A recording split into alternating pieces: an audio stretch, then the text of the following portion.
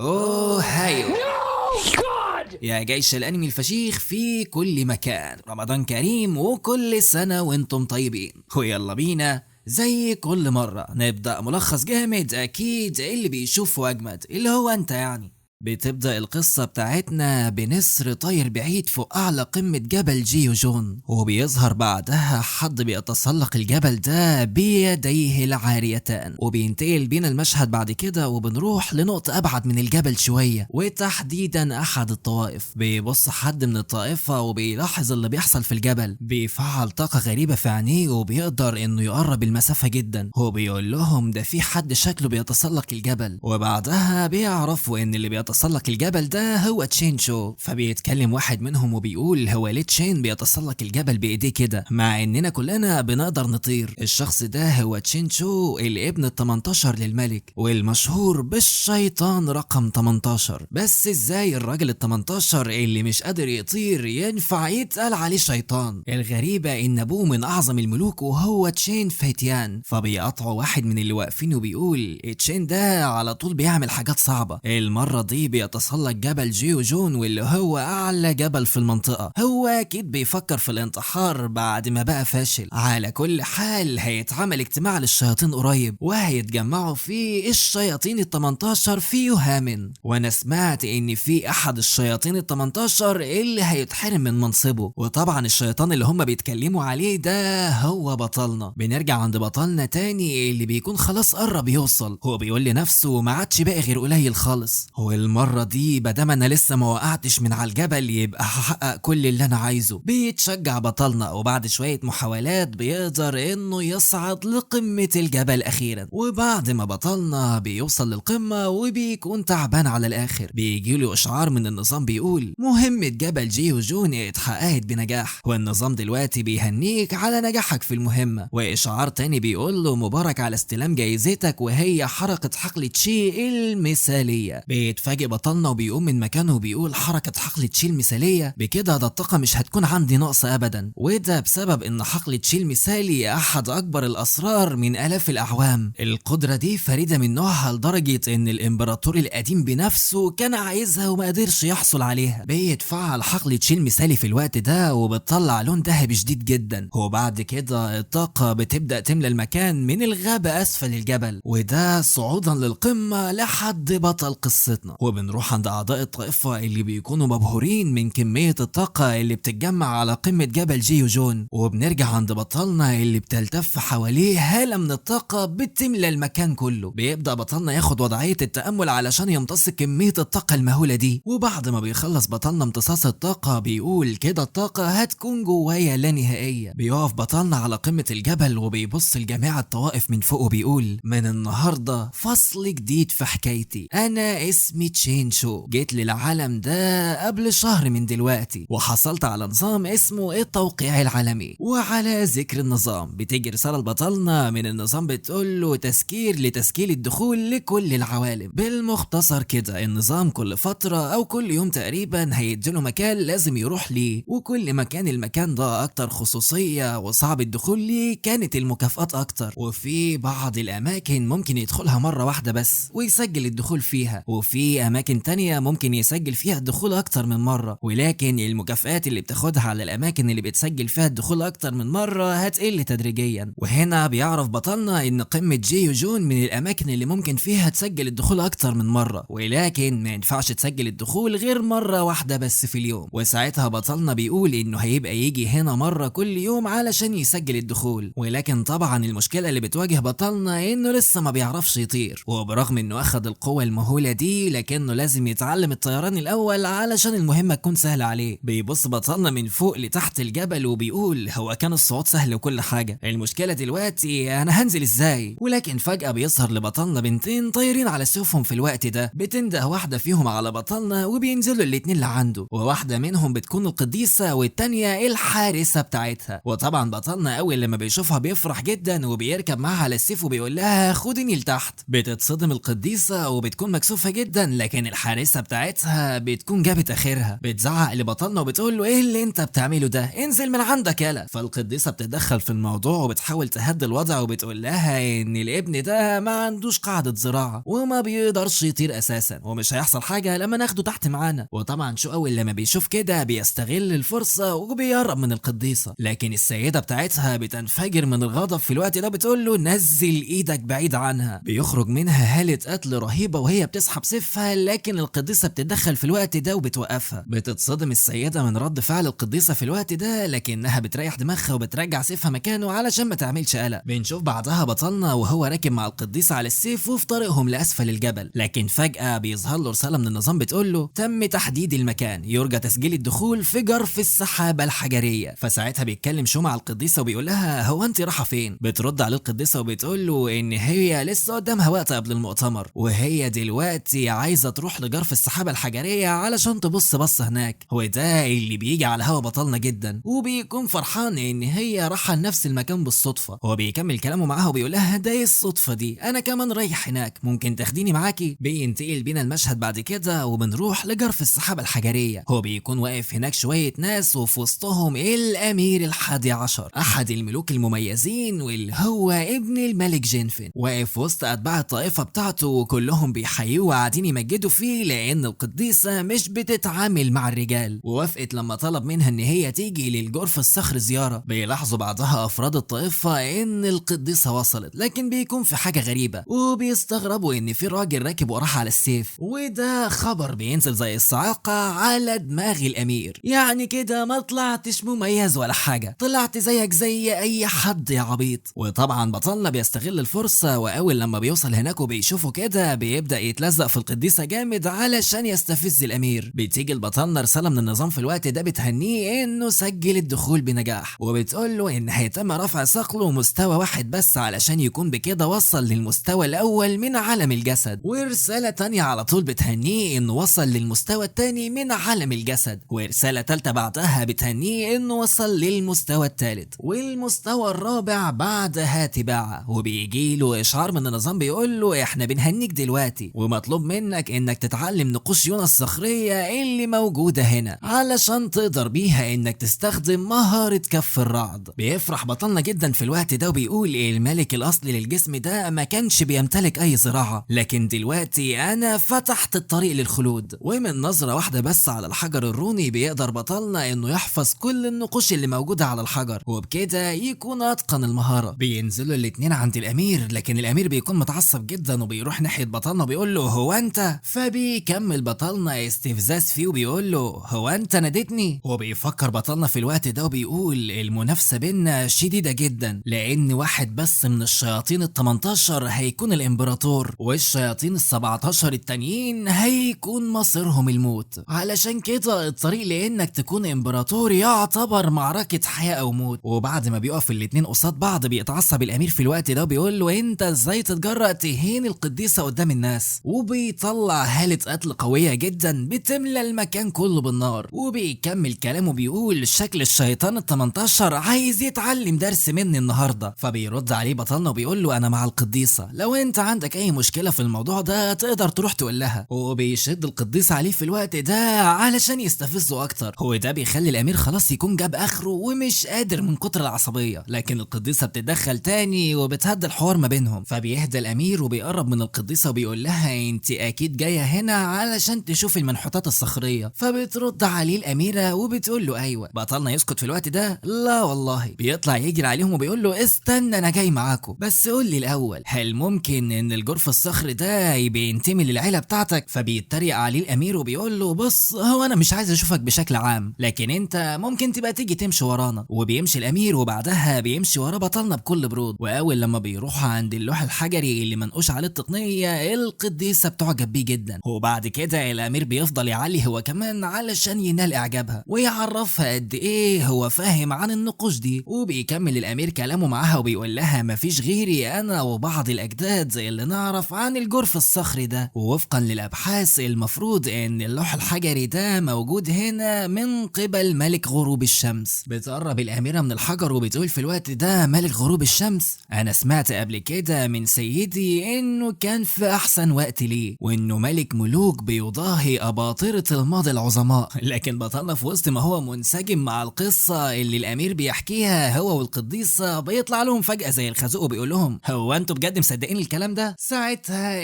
الامير بيتعصب وبيقول له طب انا والقديسة بنتكلم عن المنحوتات، اللي دخلك يا بارد انت؟ فبيرد عليه بطلنا المستفز وبيقول له هو انت فاكر ان انا كنت عايز اتكلم معاك ولا ايه؟ انا بس خايف انك تقول حاجات كذب للقديسة وتضللها عن اللي هي عايزة تعرفه. بيبتسم الامير ابتسامة خبيثة في الوقت ده وبيقول له طب انت واحد مش متعلم، ازاي تتجرأ وتشكك في اللي انا بقوله؟ وبما انك فصيح قوي كده وبتشكك في معلوماتي، فتقدر انت تقول لنا ايه هي المعلومات الصح؟ وبكده الامير بيكون فاكر ان هو حط بطلنا في موقف صعب، لكن بطلنا ابن المستفزة بيقرب منه وبيزقه بعيد عن القديسة وبيقول له طيب انا هطلع ميتينك. وبيقول للقديسة اسمعيني انا بقى بتركيز، في الحقيقة النحت الصخري ده مربوط بيوتشي الخاصة بيكم واللي هي اساسا قديسة. فبتتصدم القديسة في الوقت ده بتقول له هو انت متأكد القديسة اللي من 1000 سنة هي اللي نحتت الصخرة دي؟ فبتتدخل سيدة القديسة في الوقت ده وبتقول لهم اللي بيقولوا ده مجرد هبل، لان احنا ورثنا 10,000 سنة من السجلات ومفيش فيها اي حاجة بتقول الكلام ده. بيتكلم الامير في الوقت ده وبيقول للقديسة ما تضيعيش وقتك باللهبل اللي قدامك ده، الكلام اللي بيقوله ده ملوش اي اساس من الصحة. لكن بطلنا بيتدخل وبيغطي عليه وبيقول له انا عايز اسألك سؤال، العذراء المقدسة قبل 1000 سنة كانت خادمة مقدسة مذهلة وكان اسمها بيكسي، وهي اكيد في عداد المفقودين من اليوشي الخاص بيكم، واليوشي الخاص بيهم ده هو الكتب والسجلات اللي فيها التاريخ بتاعهم. فالقديسة بتأكد على كلام بطلنا وبتقول له انت عندك حق، الكتاب المقدس يانج تشونج واحد من 5 كتب مفقودين. فبيكمل بطلنا وبيقول في الحقيقة بقى الخادمة بيكسي كانت في علاقة حب مع سيد طائفة يوهاوا، وبعدها بشوية وقت سلف الطائفة بقى بعيد عن بيكسي بسبب سعيه للداو، والداو ده نوع من الطاقة السحرية، ولكن النتيجة النهائية للسلف ده ما كانتش كويسة لانه اتحول لشيطان اثناء الزراعة وفي الاخر مات. بيستهزئ الامير في الوقت ده بطلنا وبيقول له والله كويس طلعت بتعرف تحكي حكايات، وعلشان افهمك اكتر واكتر بقى انا بعد 20 سنة من التعلم والتنوير لقيت ان الحجر الروني ده في تقنية اليد، ودي بتكون تقنية يد الرعد اللي بطلنا اتعلمها في اول وصوله لهنا. وبعدها الامير بيستعد وبيقول للقديسة راقبي كل حاجة هعملها، انا دلوقتي هوريكي التقنيات اللي اتعلمتها. بيبدأ جسم الامير يشع بالطاقة من كل مكان، وكل ما يحرك ايده بيتبعها شعاع من الرعد بيطلق الطاقة دي في جميع ارجاء المكان. واول لما القديسة بتشوفها بتقول ازاي كده؟ ممكن تكون التقنية دي فعلا بتغطي على مجال الرؤية لكنها قوية جدا. وبعد لحظات قليلة بينتهي الامير من اداء التقنية امام القديسة، وبيقول للقديسة بعد كده انا كده وريتك ال3 تقنيات اللي اتعلمتهم من النوش اللي موجودة ورايا دي. وبيواجه الكلام لبطلنا وبيقول له ايه رأيك بقى؟ لكن شو المستفز مين قده؟ بيرد عليه وبيقول له علشان اكون صريح معاك التقنيات اللي انت عملتها دي مجرد قمامة، وبعدين انت جاي فرحان علشان اتعلمت 3 حركات من التقنية بس خلال 20 سنة؟ بيتضايق الامير اكتر وبيكون هينفجر من الغيظ، وبيكمل شو استفزاز فيه وبيقول له انت بطيء قوي، 20 سنة علشان تفهم الحاجات القليلة دي؟ انا لو كنت مكانك كان زماني مموت نفسي دلوقتي. فبيتعصب الامير جدا وبيقول له انت ازاي تتكلم كده؟ هو بيضحك وبيقول اراهنك لو عرفت تقرا نقش واحد بس من اللي موجود هنا. لكن بطلنا ابن المستفز بيقول له طب انا هعملها دلوقتي، وريني بقى هتتكلم ازاي بعدها. بيرفع ايده لفوق وبيطلع منها طاقة مهولة جدا وبيقول لهم زي ما انتوا شايفين النقوش اللي موجودة على الحيطة دي موجود فيها تقنية بتسمى يد الرعد، وده هو النمط الاول منها. بيتكلم الامير في الوقت ده وبيقول مستحيل، اللي انت بتعمله ده مجرد خداع وانا عارف. فبيرد عليه شو بيقول له خداع؟ طب انا هوريك. وبينزل صعقة من السماء بيعملها تشو بتفجر الارض من قوتها، واول لما بيشوفوا اللي واقفين كده بيتصدموا كلهم، القديسة والسيدة واعضاء الطائفة وحتى الامير نفسه. وفي الوقت ده يجن جنون تشو يا سادة وبيقول لهم قبضة الرعد ليها 7 وضعيات والنهاردة انا هعرضهم كلهم. بتبدأ القوة تنتشر في كل مكان حواليهم وحتى السماء بتتغير من قوة بطلنا شو. بتتجمع قوة الرعد حوالين بطلنا وسط صدمة القديسة وكل اللي موجودين. وبعد ما بينتهي بطلنا من جمع الطاقة من أرجاء المكان بيرجع يفجرها تاني وبتظهر العنقاء الذهبية فوق راسه، وده بيكون أكبر دليل ليهم إن بطلنا فهم فعلا تقنية كف الرعد. وبعد ما بينتهي بطلنا بطلنا من عرض قوته بتختفي الهالة من حواليه وبيتكلم مع الامير وبيقول له ايه رأيك دلوقتي؟ هي دي يا حبيبي تقنية كف الرعد، ولا انت شكلك محتاج اني اوريها لك تاني؟ بيقف الامير قدام بطلنا مصدوم وبيقول ايه اللي انت بتعمله ده مستحيل. فبيرد عليه بطلنا بيقول له انت ليه مش عايز تعترف بالهزيمة؟ كده كده القتال ما بيننا خلص خلاص. وهنا بتخلص الحلقة الاولى من حكاية شو صاحب كف الرعد. لو انت مستني جزء تاني من الحكاية دي يا ريت تقول لي تحت في كومنت علشان اعمل حسابي وكده، واشوفكم الفيديو الجاي. سبحان الله وبحمده، سبحان ربي العظيم. سلام.